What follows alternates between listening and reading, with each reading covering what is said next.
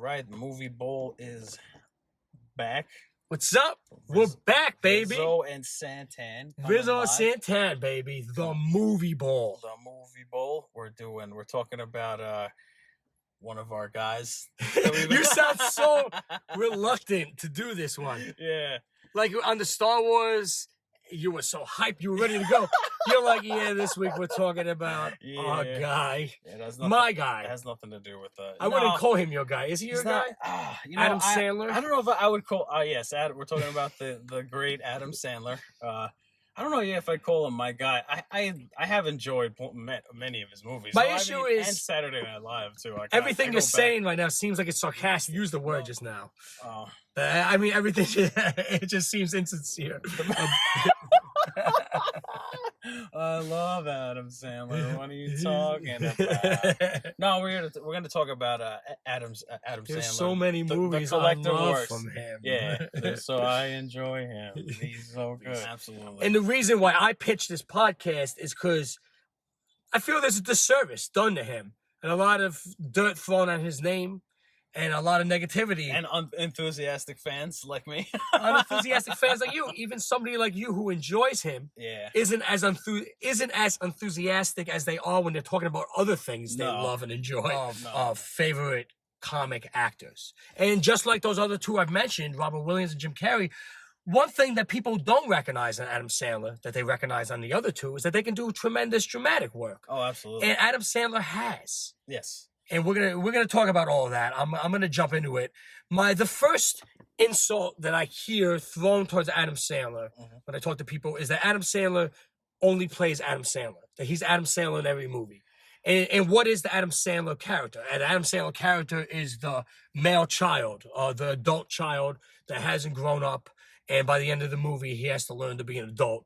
I mean, sure, he's played that a lot in his early times, but I would make arguments that there's much more to him, and he has shown diversity in his acting. What do you think about that? Well, I guess my response to you, Rizzo, would be, you only get one chance to make a first impression, and that's how Adam Sandler chose to introduce himself to the world, and and that's why he kind of has that reputation. I don't really see him as that anymore myself personally. I am way more critical of him than you are, but like I'll say that he's moved on from that character for sure. I mean, I'm Robbie in The Wedding Singer. Robbie Hart. Yeah, like absolutely. He has a couple of those moments where he freaks out, but it's even like it's in a different way though. It's not. The Wedding Singer is the most important Adam Sandler movie in his catalog for sure because it was the first movie that showed the growth that he could be more than that adolescent male child. And not only that, showed his great musical chops, kid. His fantastic musical chops too. He was great in that movie. He could sing, play guitar, all that stuff. His work on Saturday Night Live. Right. I even see some diversity in some of those performances. He was Opera Man. Absolutely. He was Opera and he's already Man. singing. And he's singing operatically. Do you remember the Denise show? I love the Denise show was amazing about the girlfriend that left him. Yeah, so that reminds me. It's Shannon Doherty, and it reminds me of reminds me a lot of Robbie Hart, like when Robbie Hart after he was dumped. Yes, you know what I mean. I feel like maybe that character came from that from that character. Is one of the things that I did want to talk about with Adam Sandler is I think that really good actors.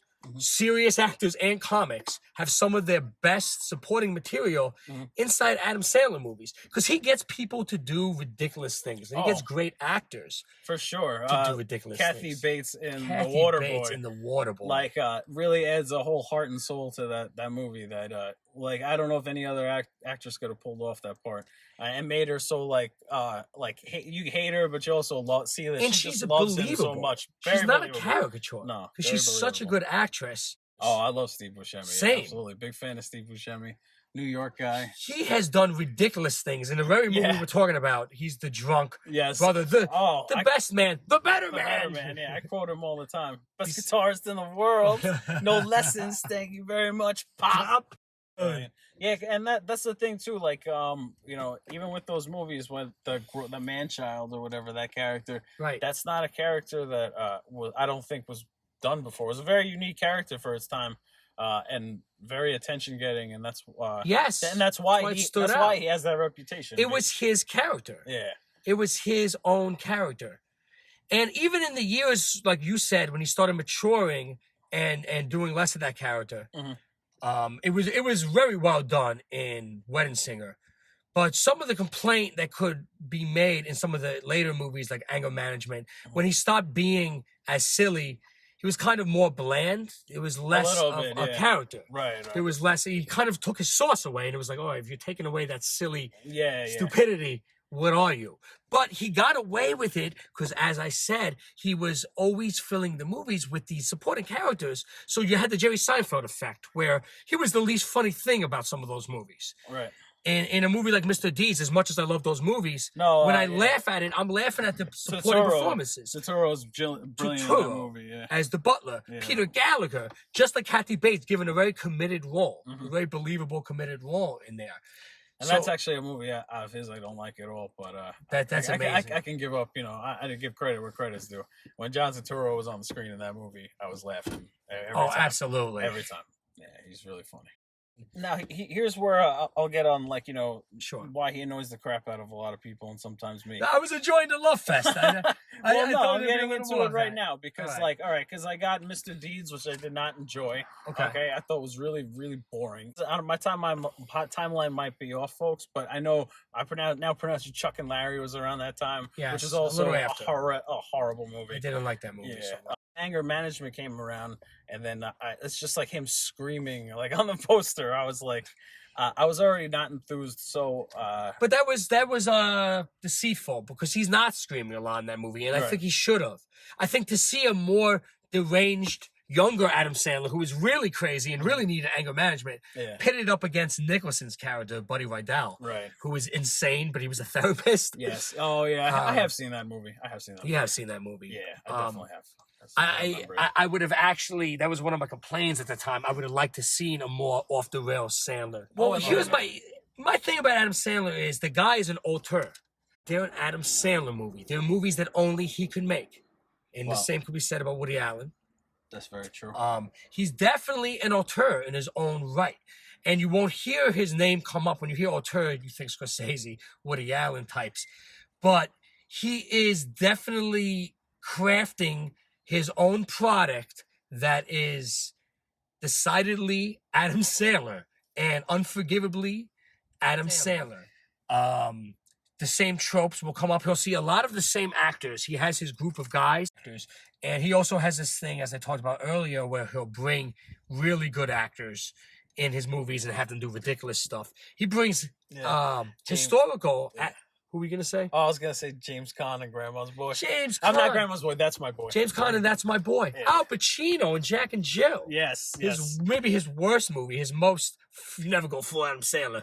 And he went full Adam Sandler and Jack and Jill. I mean, I liked Jack and Jill more than I like Mr. Deeds. Really? Yeah. I find that insulting. Yeah. I find that insulting. There's just... Yeah, like I said, when you're watching an Adam Sandler movie. And he won't get that credit as an auteur, but I will give him that credit all the way. And you laughed when I said that. Like, I sense your reaction being, yeah, he's an auteur because he's the only one doing that, but that doesn't make it good. Is that what you were gonna say? No. But you know what though? There's something to be said though about being unique. It doesn't matter what anyone says about it. It goes back to even like Limp Bizkit. Like it does. They are distinctively their own and. For that, there's something to be said about that. You found a way to insult my favorite band and my favorite comic in the same comment with a backhanded compliment. That's skill, Santan. Thank you very much. You know what you're doing. I do. I've been practicing in the mirror at home. And that he's a unique voice. I feel like sometimes the message gets lost, or maybe it's just I'm just not interested. I don't know. I get that way when I really love something. I overdo it and then. Nothing lives up to it after that. Well, it is possible that you grew out of him.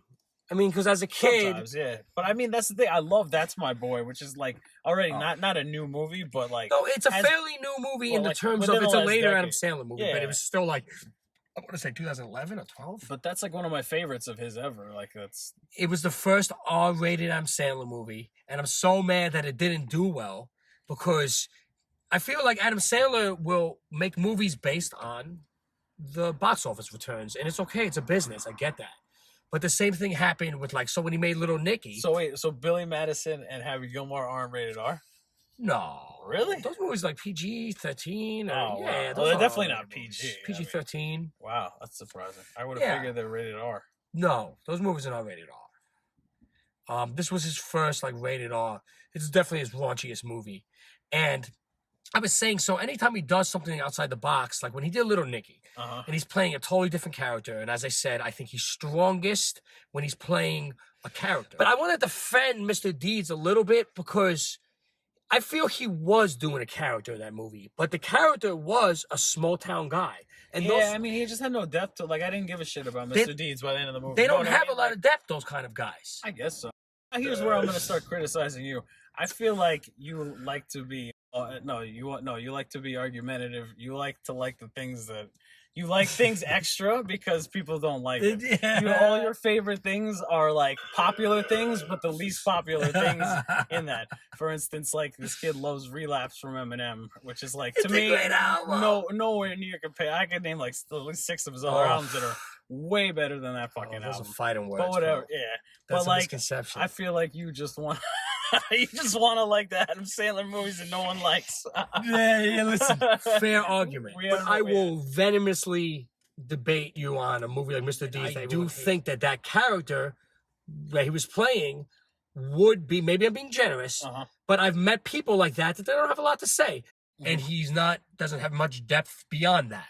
Does that make for an interesting character? Definitely not. Paul Crew in The Longest Yard. To me, Paul Crew, okay. But I can give you that as a good middle ground Sandler movie. Yeah, I find him. He's not, like I said, not the comedic driving force of the movie, but I find him to be pretty funny in that movie, and he doesn't have a moment where he's like, he doesn't.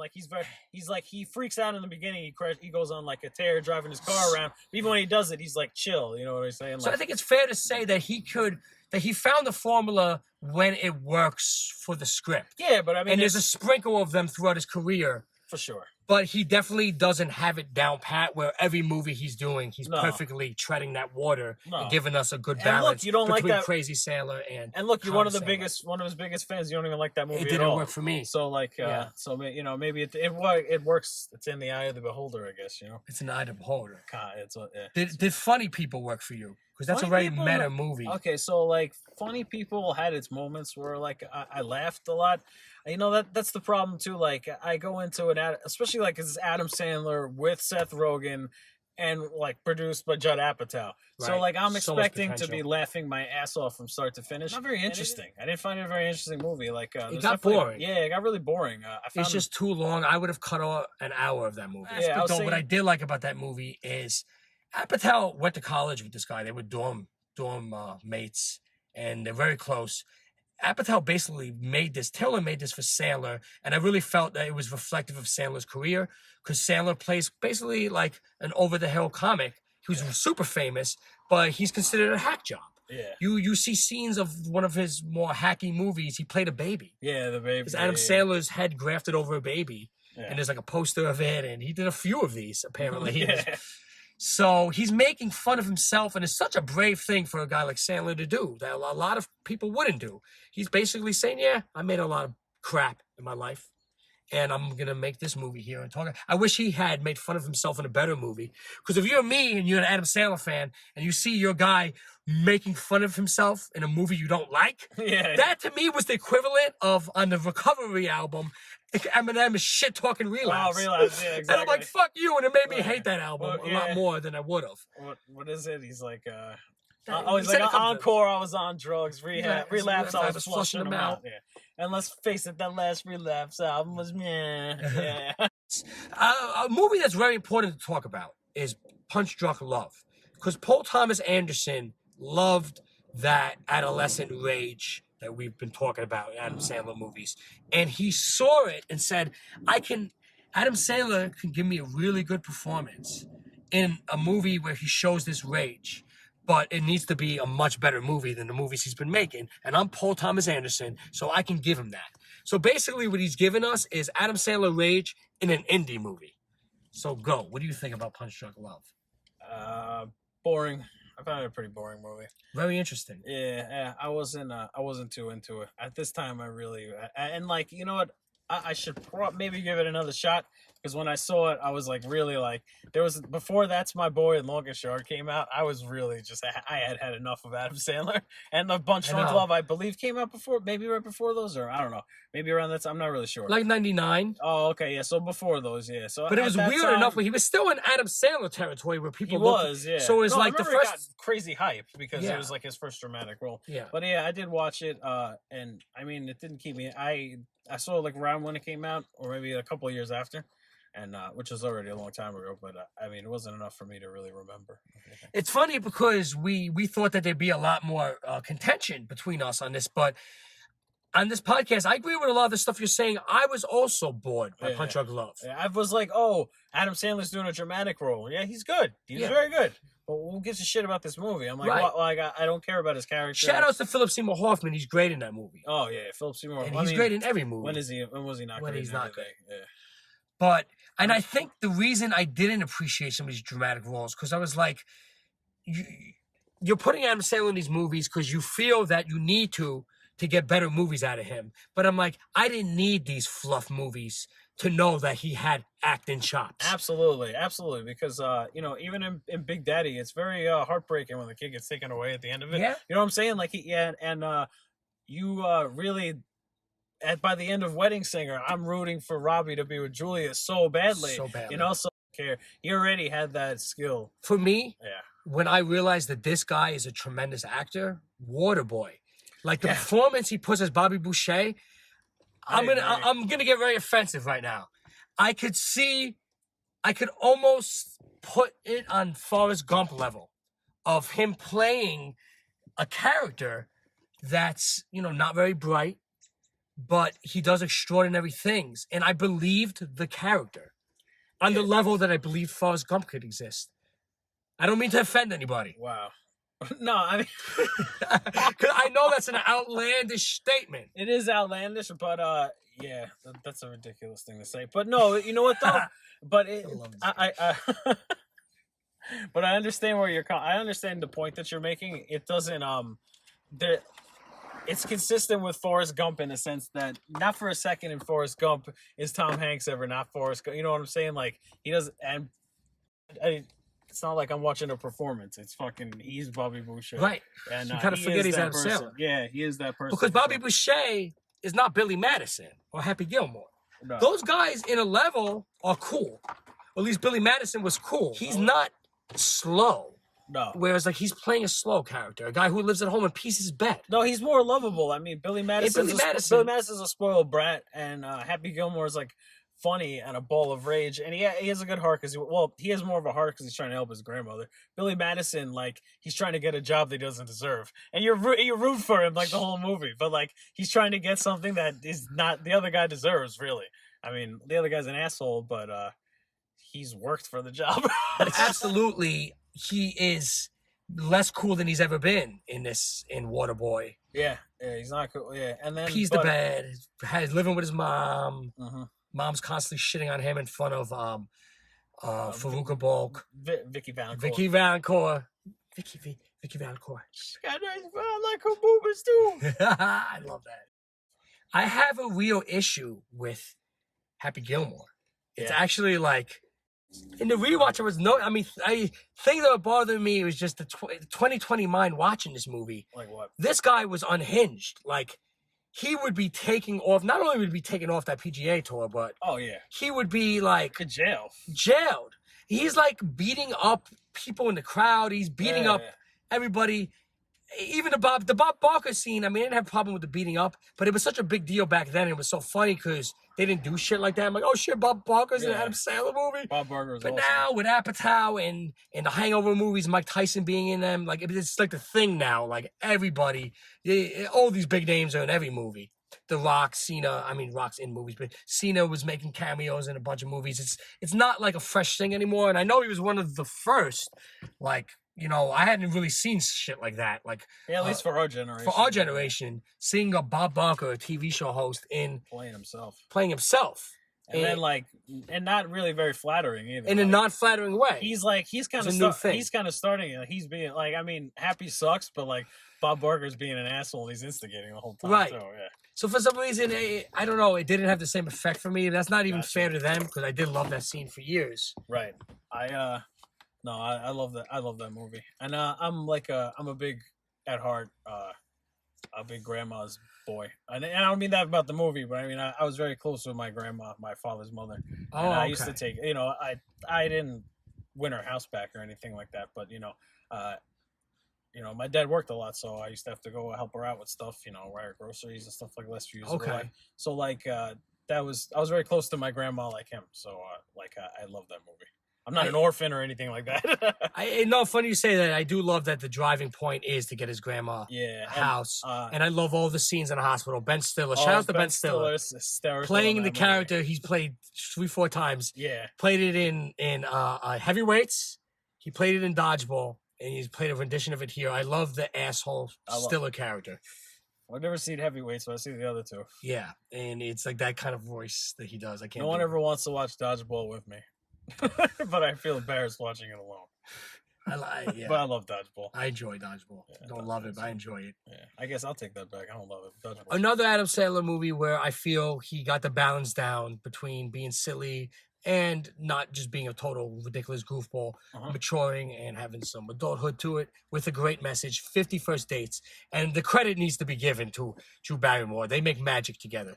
50 First Dates is almost as good as Wedding Singer. It would be their best collaboration if Wedding Singer wasn't one of the best movies ever.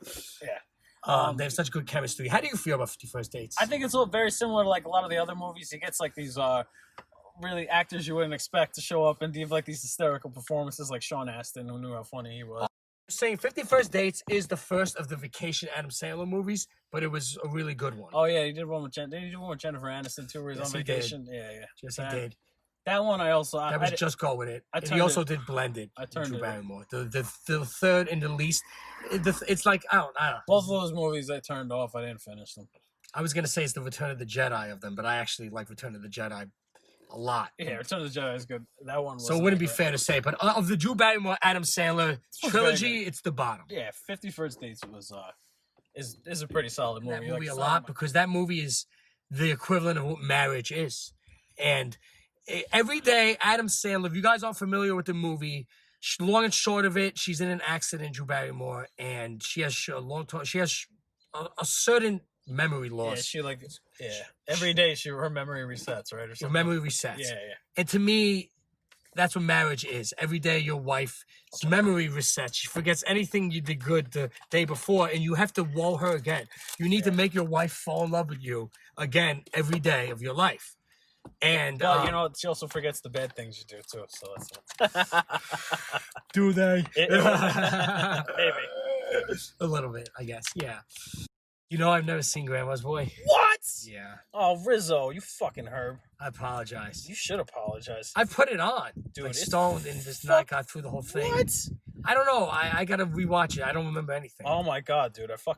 Alan Covert, is that his name? I think it's Alan. Maybe. Something with a C. Yeah, I think he's really right. good. He's no, Covert. dude. I've watched that movie endless times. That movie's fucking brilliant. It's so funny. Doris Roberts kills it. Okay. It's really good. In the next one, I definitely want to talk about. Got a few things that connect to you. You don't mess with the Zohan. Oh Jesus! Because I remember being at your house for the Giants Super Bowl when they beat the Patriots, and that commercial came on. It's like the trailer. For the first time I ever seen the trailer. I'm like, oh shit, the trailer! Oh yeah, this movie. And you and our friend just shitting on it. Oh, God, another Sailor movie. And like, oh, what is he doing now? Oh, he's a Zohan now.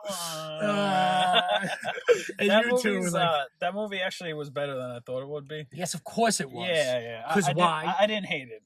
As I said, Adam Sandler, when he plays a character, when he's fully committed, and he's not just, Because he doesn't have to find a balance when he's doing that. Because the balance is the fact that you're playing a new character. I think so. Yeah. Absolutely. Yeah. So I don't know why he doesn't continue to do that. I guess it's hard. I guess to create characters. Oh yeah, absolutely. There's I know it's not easy. Probably get sick of doing the same. But it's not even the same. It's not the same thing. The characters are all very different. He's playing an Israeli guy. He's fully committed, and I think the accent is on point to me. That may be weird to people. I'm an Italian Greek American that's saying I am no professional on what this action should sound like. Before comedy, it was very passable. I'll put it this way. I thought he had a pretty good. I'll put it this way. Scarface is one of people's most loved characters of all time, and nobody talking like this. No Cubans are talking like that. Not talking like this. No. So that's actually not one of my favorite Pacino movies. Mine neither, but I love it. But it was cool. Like it's got. But that's for iconic. Another day that's when we do a Pacino podcast. I can totally rock with that. But yes, I love Zohan for that reason. And in some of these guilty pleasure Sandler movies, we were talking about messages before. Yes, a lot of Adam Sandler's do have movies have messages. They do. The thing is, they're really done in an oversimplified, really baby-faced world that doesn't exist.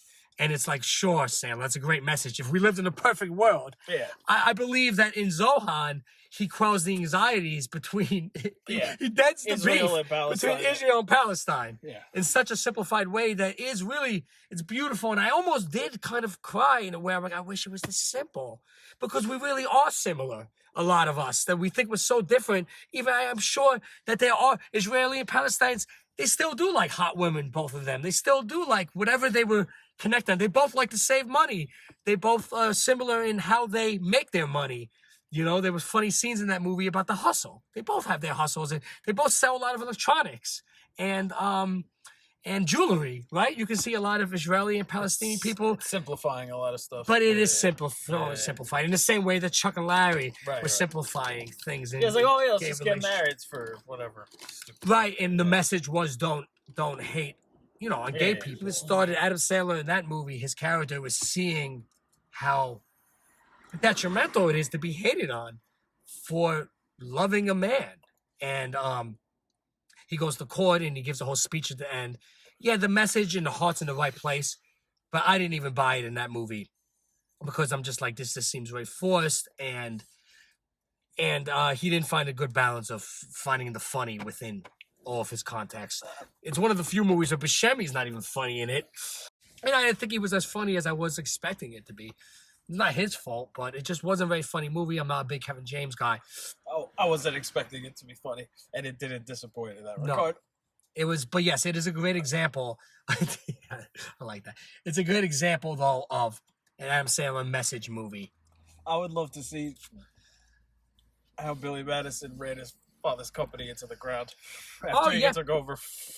I would love to see that sequel like that. He should make it. He has a Netflix deal, and he makes movies strictly for Netflix now, which was a smart move for him. Yeah. Because he saw that his movies were starting to not make $100 million every time. Because we can't do an Adam Sandler podcast without getting into that. So before I get into the Netflix and the business end, I need to say that if we are going stats, if we're treating this like sports, Satan here to the left, big sports guy. I love sports as well. I fell off over the years, but I still do look at things as sports. So if I'm rating this guy, Adam Sandler, in movies, I'm going by sports. He is the GOAT of comic actors. And when I say GOAT, I mean, he's beating Eddie Murphy, Mike Myers, Sandler, and I'm talking strictly from business standpoint. Nobody has had a more steady stream of hits of over $100 million gross in movies than Adam Sandler. These other guys will have their biggest movies of like, Beverly Hills Cops, and Adam Sandler then there's Norbit and Daddy, and like shitty ass movies that he does. Yeah, but no, I'm not talking about quality. Yeah. I'm talking about box office. Yeah, and success. Because even the movies that aren't the huge hits, that aren't the Billy Madison's and Happy Gilmore's, which ironically didn't make $100 million. No, those aren't big. Those got big on VHS, DVD. But even he has little doubles and triples, so his average would be robust. Because I look at like 50 First Dates, it made over $100 million, but that's like a triple. Like that's not a water boy. That's not a wedding singer. in terms of box office. That's Right. not a Big Daddy. Yeah. Very true. And Anger Management's another one. 100 million. Even Blended made like 80 million, I think, or maybe a little less, but even that was Crazy. It made money. Yeah. So in terms of that, he beats the Pharaohs. And you mentioned Seth Rogen. Seth Rogen looked like he was on his way, but he slowed down. He has slowed down a bit. Whereas Sandler has managed to do this now for 3 decades. And just when he started to notice that the box office was declining with Jack and Jill actually made money, but after that, people were like, fuck this. It was kind of like a Last Jedi effect, where people went to show up because of what it was. Oh, Adam Sandler, new comedy, but they hated it so much, it had such a bad taste in the mouth, that it affected movies that came out later. So he made a movie like That's My Boy after that, but people were so, I believe it was after that, people were so mad about Jack and Jill, they were kind of like not even paying attention to Adam Sandler after that. I didn't either. Like he course corrected. He did. Like Stars had a free weekend, and I randomly like saw it or some shit like that, and I was like, oh, I was laughing from the beginning of it. I was like hysterical watching that movie. Yeah, That's My Boy. Oh, it's still going.